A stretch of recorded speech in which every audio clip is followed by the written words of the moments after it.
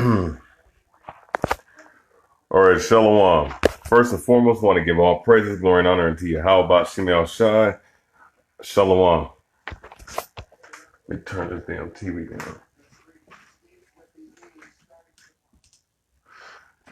Yeah, so I want to go ahead and get on this, man, because I've seen a lot of people on Facebook, a lot of brothers, you know what I'm saying, that are pushing this rhetoric and this BS garbage that Native Americans of North, Central, and South America, pushing this rhetoric that the Hispanics and Native Americans are not Israelites according to the Bible. All right, that they're scattered in Africa and all this other stuff, right? So with that said, I since I've been seeing this on Facebook and it's irritating. It's also irritating every time I post a video on YouTube dealing with a breakdown of the 12 tribes, dealing with one of the Northern Kingdom brothers, what have you, the tribe of Gad, so-called North American Indians, the Issachar, Zebulon being the Mayans and Aztecs, which are the Mexicans, and the people from Guatemala to Panama. You know what I'm saying? Or just in general, just even posting anything about just us interacting with the Northern Kingdom. It gets irritating, huh? So with that said, I'm gonna go ahead and go and spill my knowledge and information, all right, and combat this, man, because there's several different things that they want to say to disprove this whole thing, man. They one thing I'm gonna disprove while you watch this video. It actually prove and disproven at the same time, simultaneously, showing you that through information, not just through the scriptures, right? Because we can bring the scriptures out, because that's brothers old. We always go through the scriptures of 2nd Ezra 13 and 40 through 45. But I'm going to show you some references in several different books to confirm, look, they came and they sailed the seas through the Atlantic Ocean. Was it the Indian Ocean, down the Horn of Africa, and sailed all the way here to the Americas. It's not a hard concept. It's not hard, and it's actually something that's viable and is in information. You know what I'm saying? There's information to back it up. Another thing too, they always talked about how over the Native Americans, they can't be our people because they had us in slavery. You know what I'm saying? That's another rhetoric that they like to spew. You know what I'm saying? And okay, yes, they did have slaves, but do you also know? And I'm gonna bring this out. I'm gonna bring this out too. Actually, you know what? I'm gonna deal with that first. But as I explained, do you not know that there was only 5 nations of Native Americans that owned slaves, and only one of them treated them actually like slaves? Because you also have to understand that there were Negro slave masters. All right, and that's something that a lot of brothers don't talk about. They actually gained their freedom and had other black people in slavery. All right. Now, one thing that they don't reference is the fact that beforehand, and I'm like I said, I'm gonna deal with this right now. Beforehand, you know what I'm saying, you had black people that were already over here in the North America, were selling over here to the North America, and people don't understand that. People don't understand that there were actual, how should I say it? There were actual, black people from who these people call the Moors, right?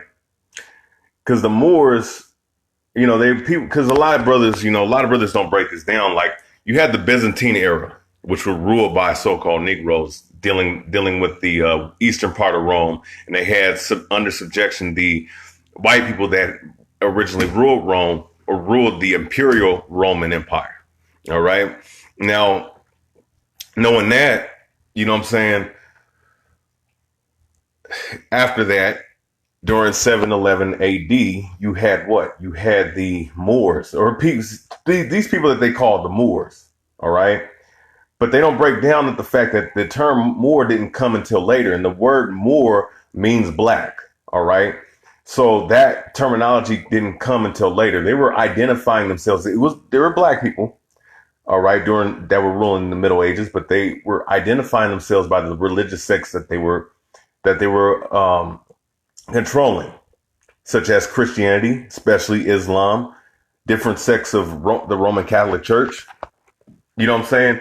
And brothers don't know that. Okay. And what brothers also don't understand, even the fact that the so-called Moors, right, were taken out of power, even though they were taken out of power, there were some that were converted into Morenos. All right. And Morenos are what? People that were converted into the Roman Catholic doctrine. All right. That whether you was a Jew, whether you was a Christian, whether you was a Moor, Muslim, that was what was going on during the reign of Queen Isabella and King Ferdinand II during that time in the 1400s. That's why they made what's his name, Christopher Columbus, sail over here to the New World. All right, to further push the Roman Catholic doctrine throughout the world. All right. And that's exactly what happened. Now, what people don't understand is that during that time, you had some that were converted into Moors, right? You had some of these brothers that were converted into Morenos, all right, dealing with these Moors, so-called Moors. Like I said, they didn't call themselves Moors. They called themselves by their religious sects that they rule. But there were some that came over here on that voyage in 1492 with Christopher Columbus. And people don't understand that. See, a lot of these guys, these Negro only Israelites, will bash the Native Americans, or you know what I'm saying, like I said, there's only 5 civilized nations, the 5 civilized nations that owned them in slavery. But one thing about it is, one of them, only one, according to my source, only one of them treated them like slaves. All right.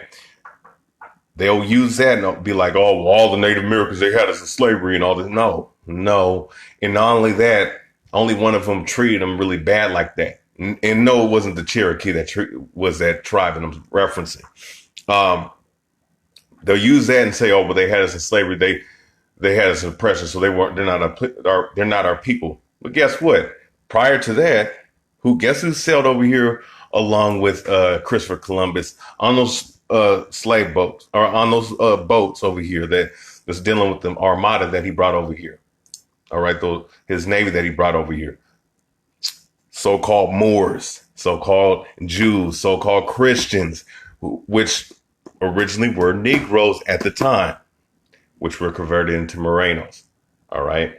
And actually, you know what? Let's go ahead and deal with that. Let me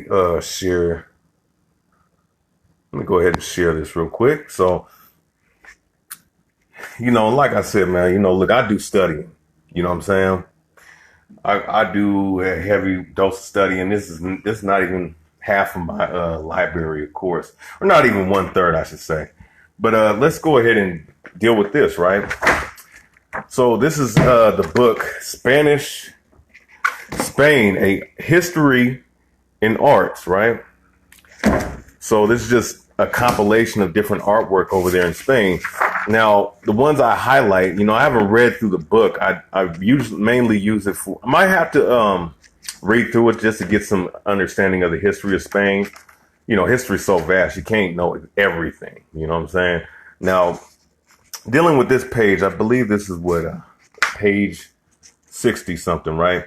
So this is 711 to 1469. This is during the time of what they call the Moors ruling. All right.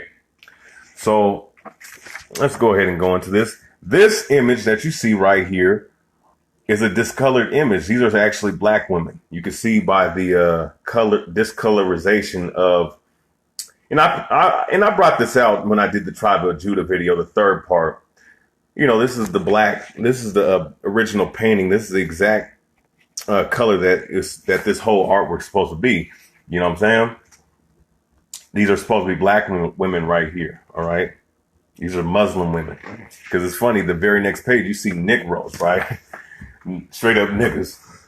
You know what I'm saying? And he's throwing out the Monte Pinoto, all right? You know, and you know, them just to give you a reference point, them damn so-called Illuminati, they wasn't the one that started all that other stuff, man.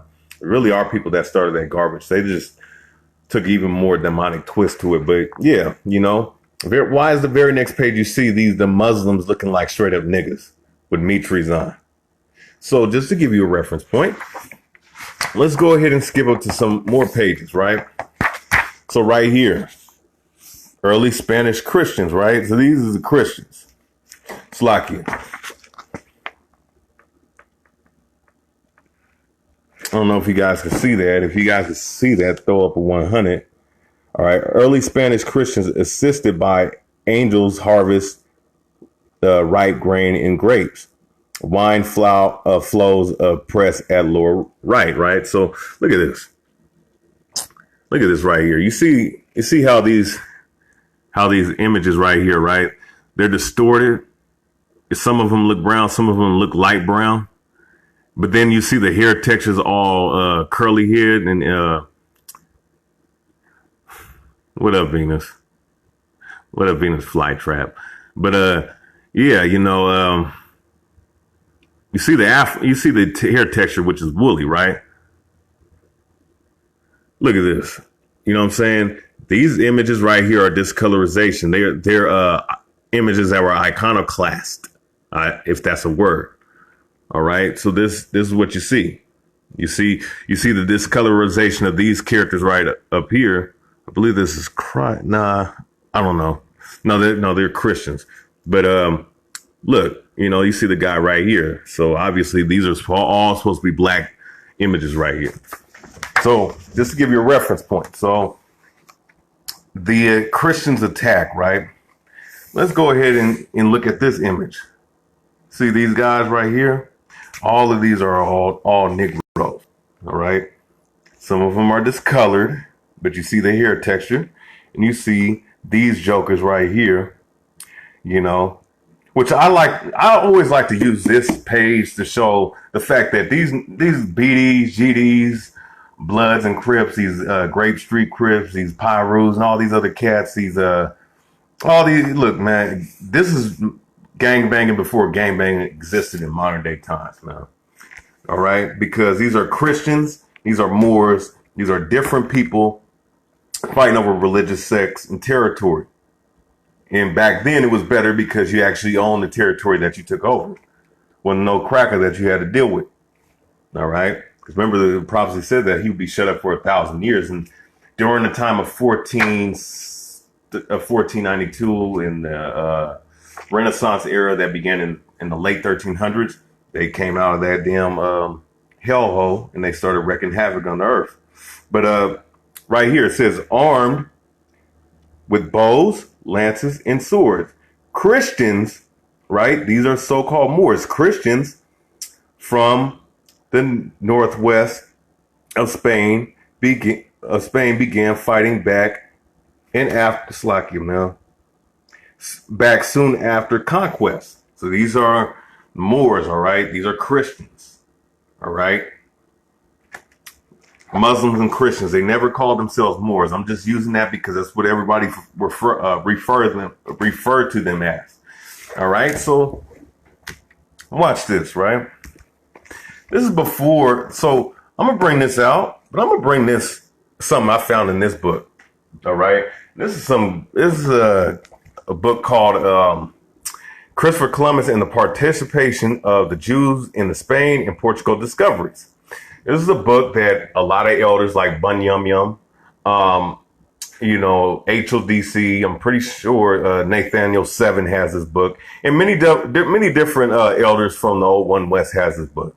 So this is a very comprehensive book by Mayo Capsulinger, all right, Capsuling, I should say, Slovakia. So, you know, that's what's going on, you know what I mean, in this book. So this is a good reference point. So I'm going to show something in here, you know what I'm saying, that brothers need to understand. All right. Let's see. Where's that page at? I marked it down the other day. Actually, I marked it down when I first read it, but I was just reading through it again. Right. So this page 90, Jews in Columbus fleet. All right. So that narrative should tell you a lot, because the Jews, even of the time of the Byzantine and onward, were Negroes. All right. And the reference point is the book from J.A. Rogers, Nature Knows No Color Lines. All right. Where he referenced that point of his studies of black people in Europe. So, yeah, I'm going to read this part. When the fleet, whose crew, and this is page 90, right? When the fleet, whose crew was very mixed, body of men, Spaniards, Moors, and Jews, all right, as well as an Irishman. And I would have to say 95% of these guys, Spaniards, Moors, and Jews, or a good portion, right? I would say this: the Moors and the Jews definitely are Negroes. The Irishmen, because remember, the Irishmen were black all the way up to the 1600s. All right. So Irishmen. So I would say the Spaniards would have to be a mixture of white people and black people. But the Moors, Jews, and Irishmen are definitely Negro. All right. And a Genesee had covered more than 2,000 miles. The seaman began to murmur loudly at the intolerable length of the voyage. Slakia, man, this stupid ass fucking phone that this damn white man creates, man. I hate the damn technology. All right, it says at the intolerable length of the voyage. So now we know that some Negroes came over here on those voyages in 1492. All right. Over here along, and you can go look this up. You can go look at the images. These people came over here along with Christopher Columbus and the rest of them white people that was ruling Spain at the time over here in America. So guess what? That would mean that the Spanish Inquisition had to have Negroes, all right, that were converted into Morenos that believed in the Roman Catholic doctrine, come over here and did what they did to the Taino and the Arawak Indians of the Caribbean islands. All right. So that's prior to the Native Americans having black people in slavery. All right. So I just proved that they are right in this book, because a lot of these Negro-only Israelites do not read, nor do they have any kind of scholarship or understanding of history. All right. No different than those Egyptology niggas. All right. Those guys, because they'd be like, oh, well, give me the date. You know what I'm saying? Give me the date. We don't, the Israelites, they didn't exist. Give me a date of when the Israelites came out in Egypt and came out. But then when you go to the different Egyptologists that they go to, right, they don't have a cohesive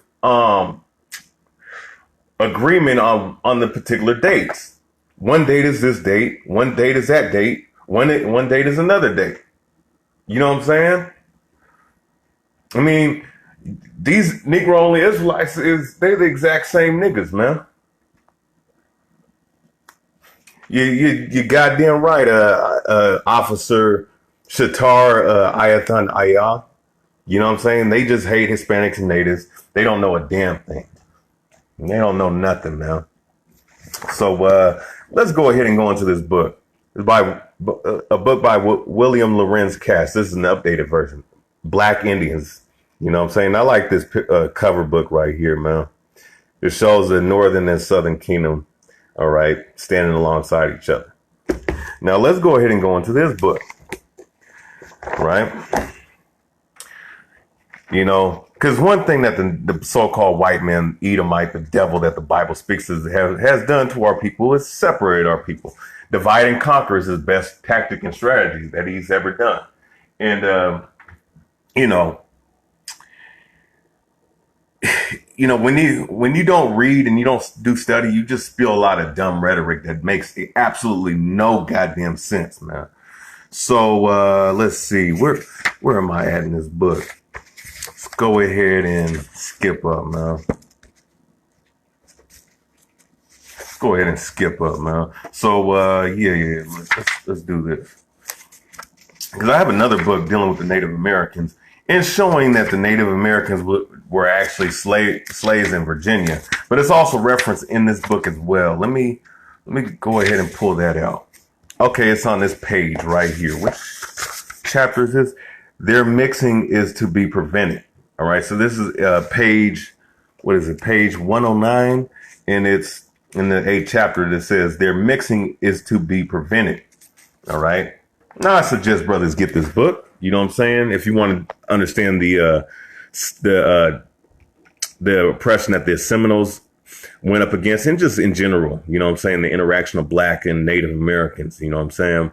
So let's bring this out. So British America, on both Brethren in Southern American continents, Europeans enslaved Africans and Native Americans to pile up. So you see that, right? You know, before I turn the page, it says Europeans, you know, so-called white Europeans, enslaved Africans and Native Americans to pile up. All right. Profits in the shortest possible time. This led to laws and policies that were genocidal towards Indians and just short of that for Africans.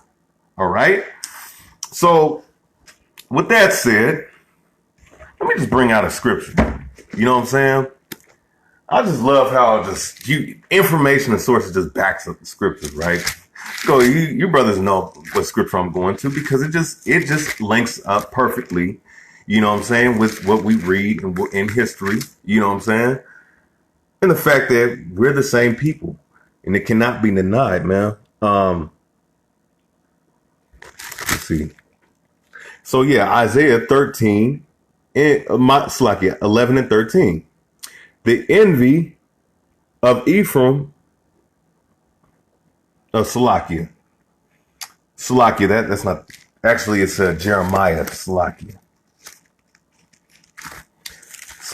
it's Jeremiah, my bad.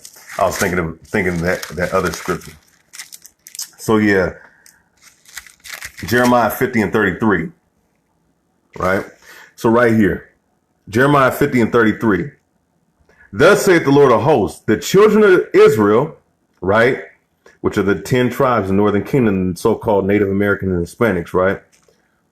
And the children of Judah, Negroes, West Indians, and Haitians, were oppressed together. And all that took them captive held them fast. They refused to let them go. So, and definitely that's in reference to the modern day Babylon, which is America. It said that they had both Native Americans and Negroes as slaves, and Africans as slaves. All right. So if that's the case, and that lines up with this verse I just read in Jeremiah 50 and 33. So in page 111, it says, in 1636, a Massachusetts Indian, all right, became the first North American to be legally enslaved, sentenced to work until he died. A decade later, Governor John Winthrop, all right, that's an Indian killer, thought of an idea of seizing Slovakia. Damn, man. Narragansett Indians to exchange for Africans. Around the same time, British commissioners meeting the New Haven. All right. Also decide that it was fair to make slaves of Indians and exchange them for Africans. All right. So I don't have to read no more. So if these people are not your people dealing with the Native Americans and Hispanics, then why the hell did they put them in slavery together? That's just simple. It says Judah and Ephraim are oppressed together. You know? So one more, actually, I'm gonna bring out one more thing, man, to make a point. And I'm gonna go on to the whole thing about them selling over here to the Americans. All right, so let's go ahead and make this point right here. So this is on page 150. right? And it says slavery in the 5 nations, right? The 5 civilized nations. The Choctaw, Chickasaw, Cherokee, Cree, and the Seminole Nation were eagerly targeted by European merchants, missionaries, and government officials because they readily accepted Christianity, European styles in the houses and dresses. Whites began to call them the 5 civilized nations. I mean, it's like the 5 civilized tribes, with the exception of the Seminoles. Some, right, and we know why that is when it says the exception of the Seminoles. Some members also became slave owners. By 1860, had become a major part of life. By 1860, slavery had become a major part of life for the 4 nations, and only the Seminoles firmly rejected bondage in favor of a system of friendship and alliance with their black members. All right. And it says, but among the other 4 nations, slavery began to shape their development in village life. Right. So, so technically we could just throw the Seminoles out the window with that, man. They did not treat our brothers and sisters with bondage. You know what I'm saying? Not like that. When they had them as slaves, they didn't treat them like slaves. All right. So let's skip down all the way to the last paragraph.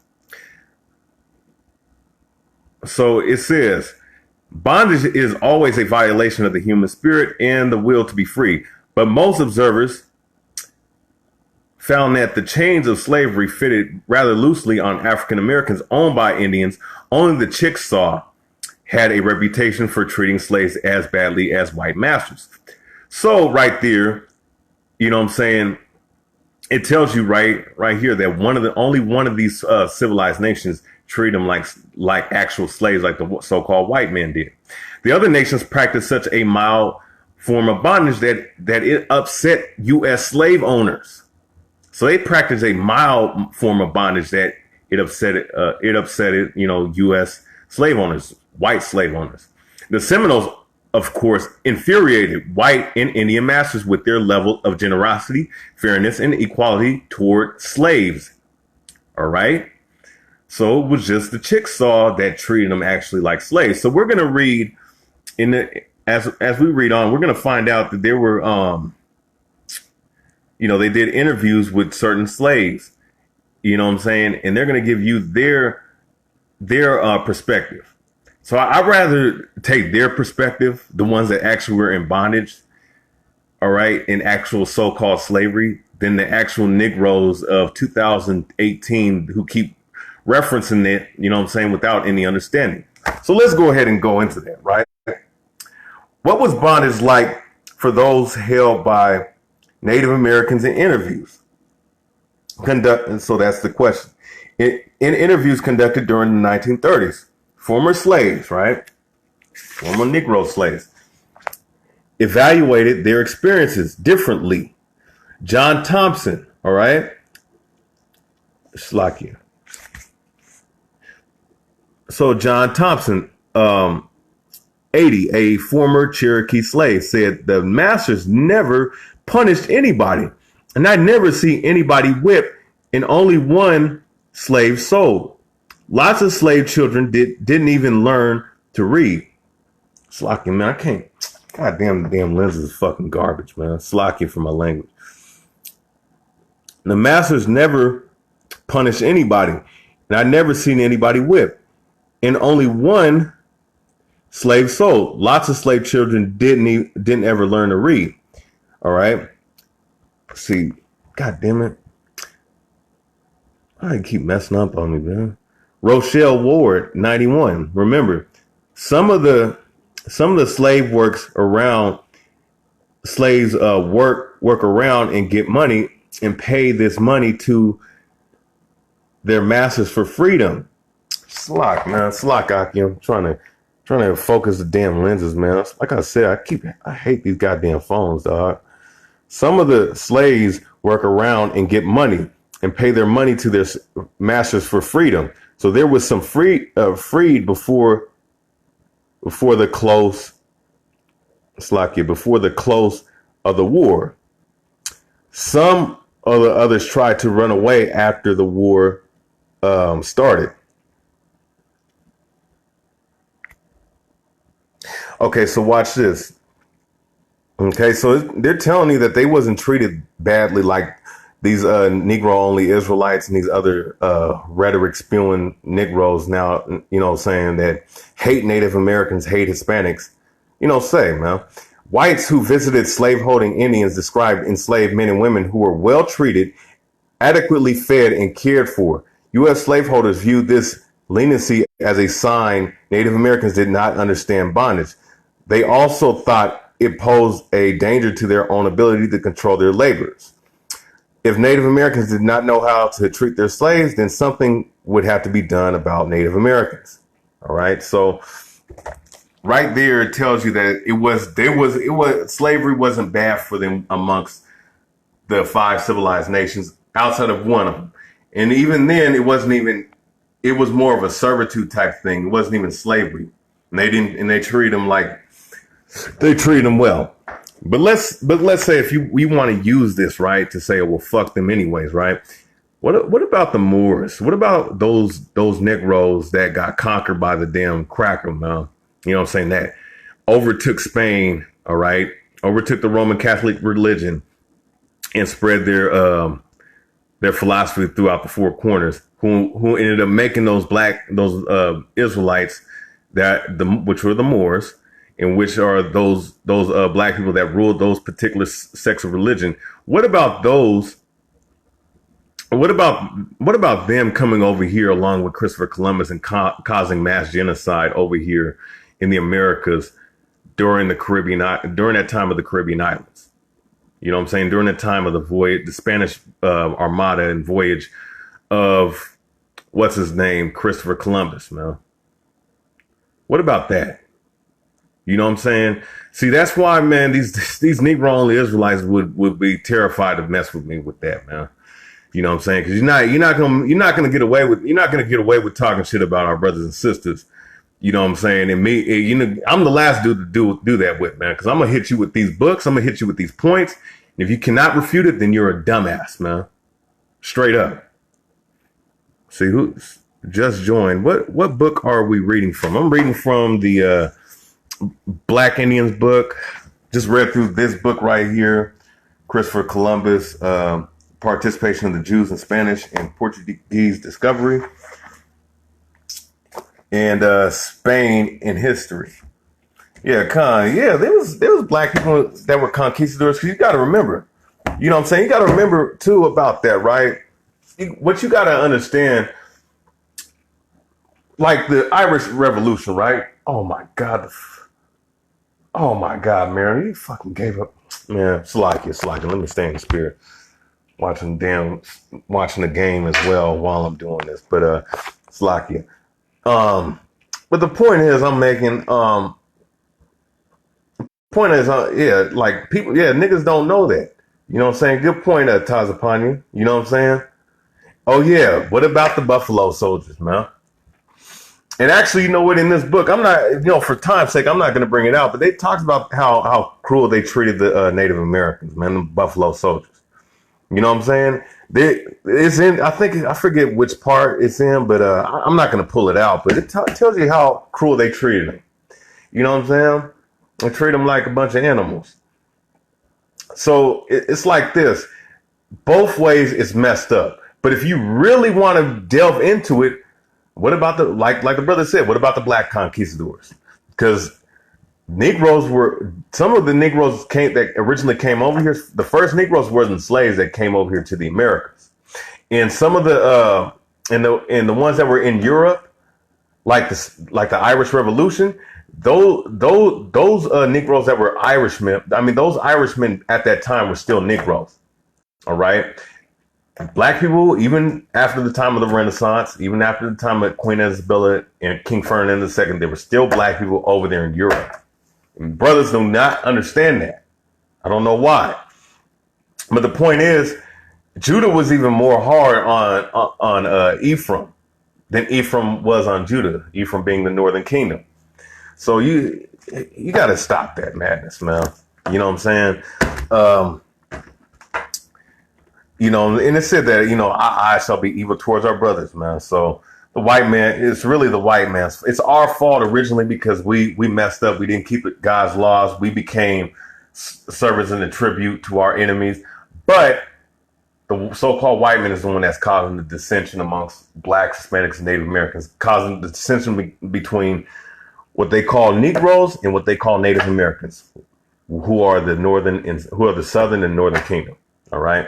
So with that logic scripturally and scholastically slashed, let's go ahead and move on to, you know, the fact that these idiots like to say, oh, well, they didn't sail over here to the Americas. They didn't sail over here to the Americas. What are you talking about? You know what I'm saying? The Northern Kingdom was in Africa. Well, okay.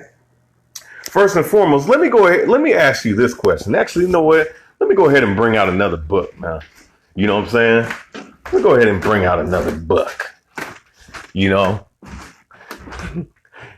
They call me, you know what I'm saying? And, you know, brothers know that I be in the history, man. So I'm going to go ahead and bring out another book, man. I didn't even want to use this. It's crazy. I didn't even want to go into this book. But because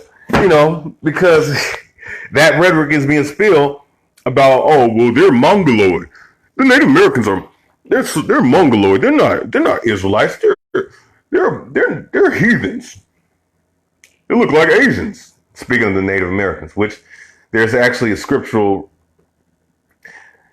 reason why they you know what I'm saying, they have what do they say? There's a scriptural reason why that was because Ammon took over Gad at one point and they started mixing with them. And Gad and Reuben, when they start getting pushed out, you know what? I'm going to say that for another video. Yeah, there definitely are Northern Kingdom remnants. You know what I'm saying? There's Gadites, there are Ephraimites, Zebulonites, Issacharites in Africa, if I'm not mistaken. Hannibal had individuals from the tribe of Naphtali or tribe of Asher and Zebulon in his army. You know what I mean? So, but yeah, let's go ahead and bring this out, right? Yeah, because there's some idiots out here. You know, and I did snapped on the deacon when he brought this out, but I realized that he was just testing my knowledge. But as you know, that I got enough. I got enough ammo for that garbage. Con, they say they walked in 2nd Ezra 13-41. Yeah, see, I want to go ahead and go into it, man. So this book right here, right? They want to say that this is all what they call what's that fool's name? Joseph Smith, that homosexual. You know what I'm saying, in the Mormon doctrine and all this other stuff. Well, let's look at this book, right? About the book, published in London, 1775. This is way before, you know, Joseph Smith and all these idiots, man. You know what I'm saying, that created the Mormon and the Mormon religion and the Jehovah's Wickedness religion. All right, this is a book by James Adair. All right, this is his theory about the Native Americans. Good book to have, man. You know, because it shows you that these Native Americans, the North American Indians in particular, are Israelites, right? A man of liberal education and persuasion, and an agent or trader under George III, James Adair set out not only to write all he knew about the physical qualities, dress, and temper of the Indians, but also, too, to prove his theory that the Indians were lineally descendants of the lost tribes of Israel. Right? You know what I'm saying? So let's go ahead and go into this, because I want to cut this one thing that these idiots like to say, right? About the Bering Strait.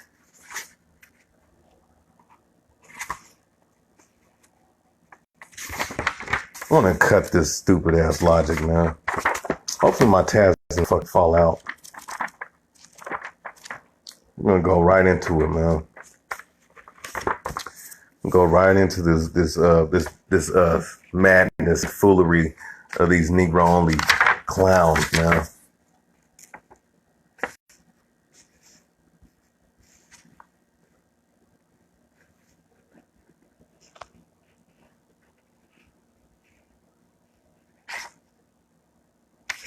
Okay, Con, this is where it's at. Okay, yep. Let's get into it, man.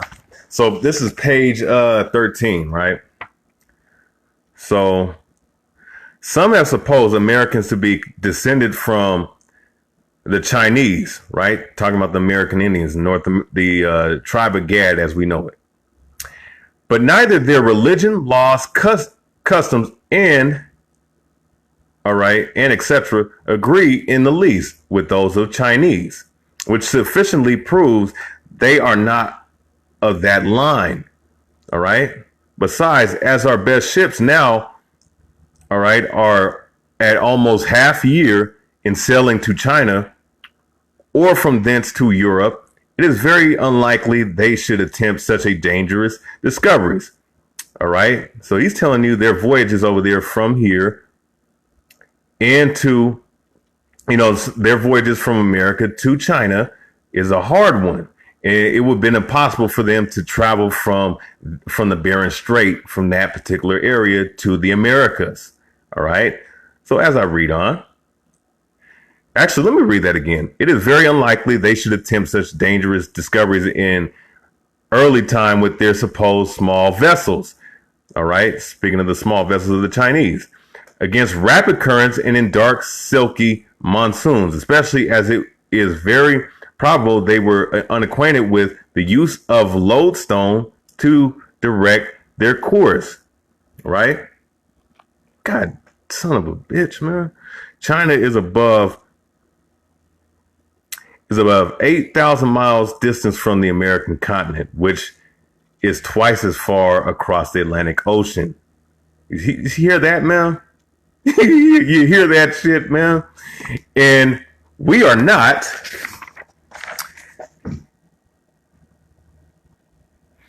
informed by any ancient writer of their maritime skill, or so as much as any indication that any indication that way. So they had no business, right? They had no maritime business going from here, or through the Atlantic Ocean. You know what I'm saying? Or the Pacific Ocean, I should say, man. So that whole logic is destroyed, man. And this is a guy that dwelt among the Native Americans for 40 years, had his voyage over here. He was an agent sent to, check out the Native Americans. So he would best know about this very topic, more so than a nigga, in 2018, who has not done no research and has done no archaeological digs, that has done nothing. You know what I'm saying? So as I read on, so informed by any ancient, I think he's saying ancient writer of their maritime skill, or so as much any inclination that way. Besides small coasting voyages, the winds blow likewise with little variation from the east to west within latitudes of 30 and odd north and south, and thereby they could not drive them on the American coast, it lying directly contrary to such a course. Neither could persons sail to America from the north by the way of Tartary, which is talking about where China is at, where ancient Scythia, that from its situation never was or can be a maritime power, and is utterly impracticable for any to come to America by sea from the quarter. Salakia, let me read that again. It's hard to read with these damn lenses. It is utterly impossible or unpracticable. Salakia, man. Damn, this damn phone, man. Told you I hate these damn phones, dog. Like it says, it is utterly impracticable for any to come to America by sea from that quarter. All right. Besides the remaining traces of the religious ceremonies, all right, and civil and martial customs are quite opposite to the like of vestiges of the old Scythians. All right. So that right there just destroys the whole logic now. There's no way they could have sailed all the way over here. And, you know, like the brother said, Kaz Mashapat Banyahawah, he was saying that these idiots were saying that they walked over here on water.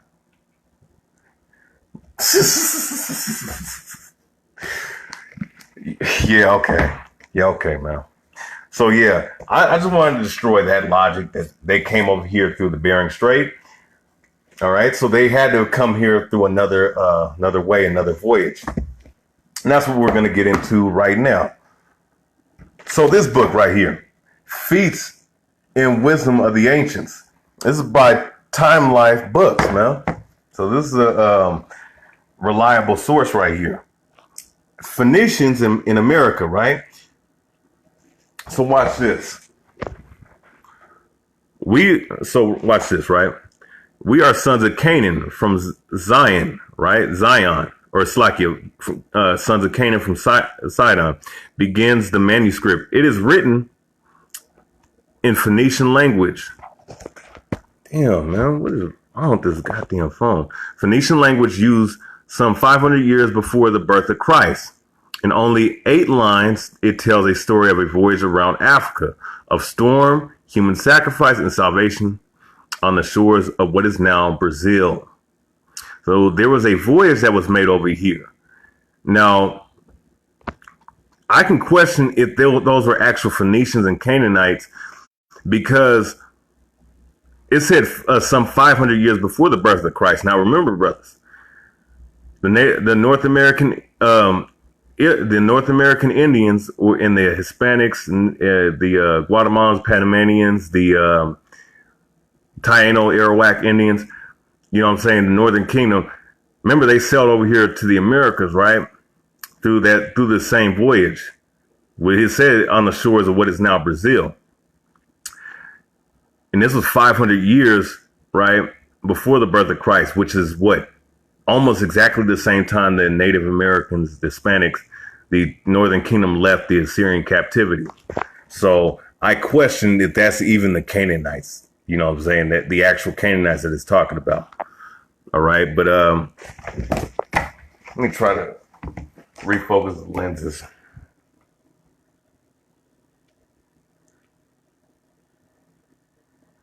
God damn, Esau's technology, man. Try to angle it better. So it says in 1872, Laudício Neto, the dictator of Brazil's National Museum of Rio de Janeiro, received from a colleague a copy of a letter. Its author, who was never found, described a stone tablet unearthed by workers on a plantation at Rayabya, now called Joa Pessoa, at Brazil's innermost tip. Neto, putting aside his initial, damn it, what is wrong with this goddamn phone? Salakia, man.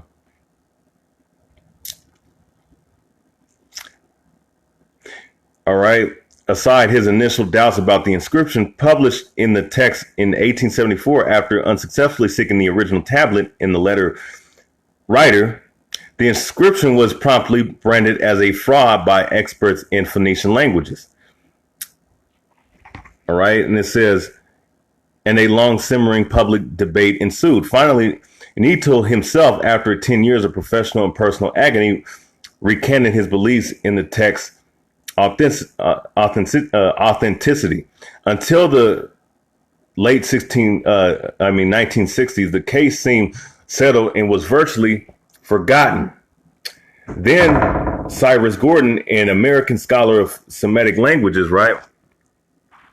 God, son of a... It says, if I can refocus the lenses, but it says an American scholar of Semitic languages studied the text and described or declared it authentic, ironically for some of the same reasons that it was adjusted fraudulent nearly a century before. All right, so originally, you know, they thought this little finding was fake, But now they're seeing that it's actually real now. Okay. So, you know, we have this source right here. Let me go ahead and go into this right here, dealing with the Christopher Columbus and the participation of the Jews in the Spanish and Portuguese discovery. I'm gonna show you right in this book. Let's see.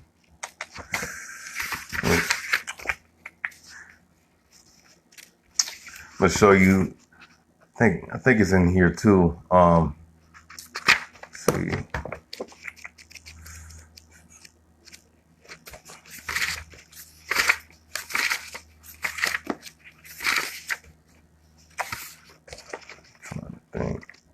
No, it's not in that one. It's in this one right here. All right. The Hope of Israel by Manasseh ben Israel. All right. So this is the book that I'm looking for. All right. Because it shows you that Peru, that the discoveries was made over here in America, in Peru. And it gave you a reference point of Brazil, you know what I'm saying, of them coming over here on the ships of from the area, what we know as Syria, all the way down to the Horn of Africa, all the way to Brazil. But there's also another thought that they came over here from that area to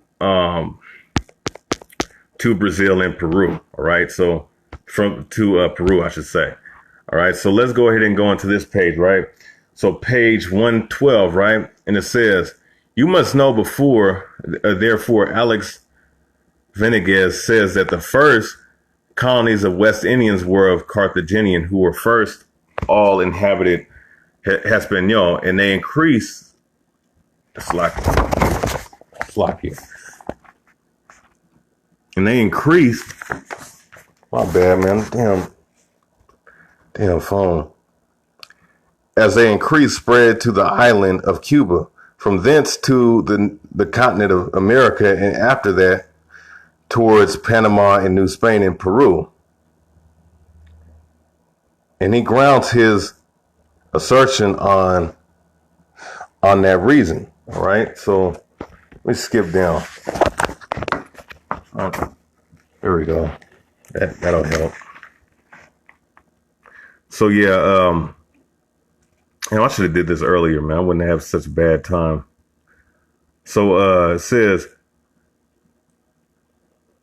assertion on that reason, that as the Carthaginians who of old did most use of the seas, so those of Peru inhabitants of New Spain did make pictures instead of letters, right? But his opinion does not satisfy, because they accidentally were white men, bearded and civil and converse. Actually, let me skip down. Let's skip down to the part that I'm looking for. All right. Eresus Monotanus thinks that the Indians of New Spain and Peru are offspring of Ophir, the son of Joachim, the grandfather of Eber.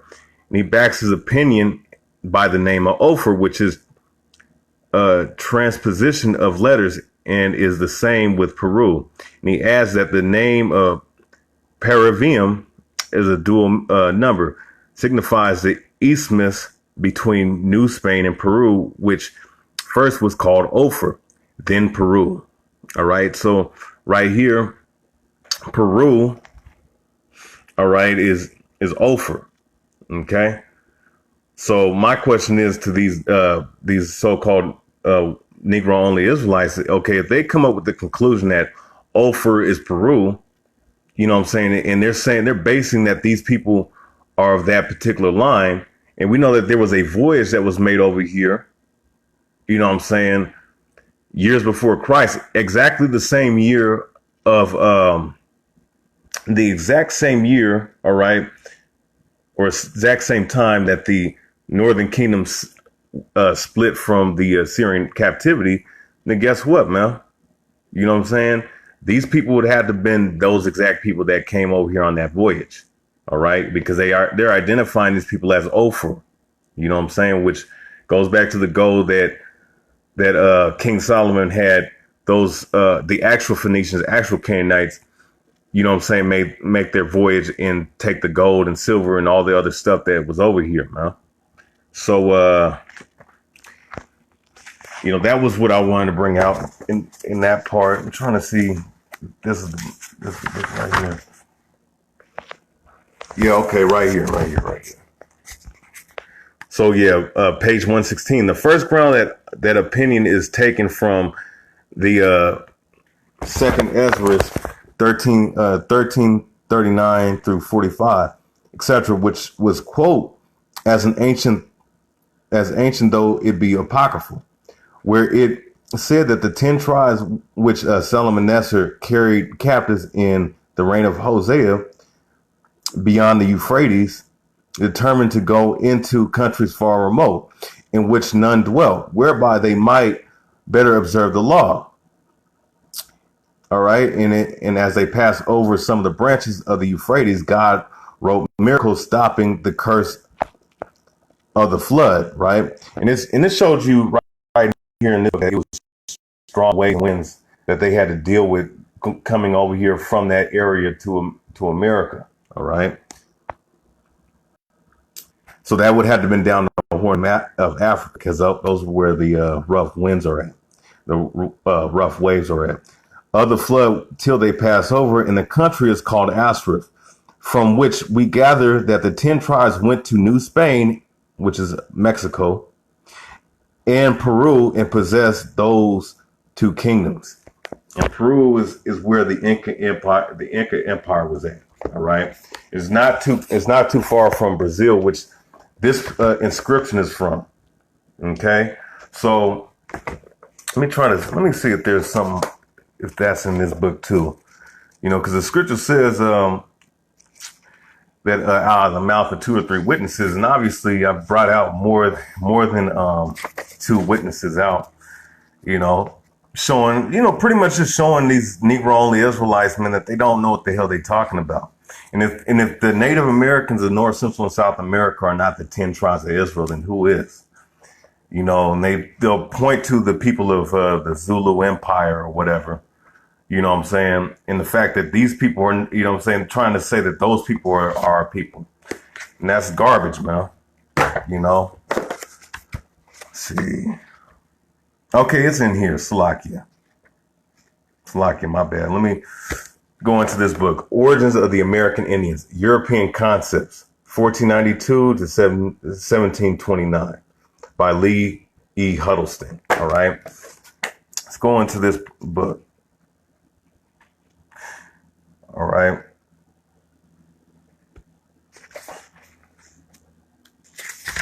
Let's go in here because they all come to the same conclusion. And this is way before the Mormon Catholic and the Mormon religion and the Jehovah's Witness religion, man, this theory. You know what I'm saying? I think it's before this one right here. Trying to see, yeah.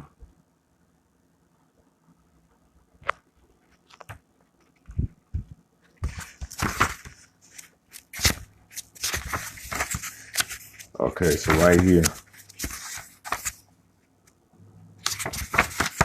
Okay, so right here. So page 71. All right.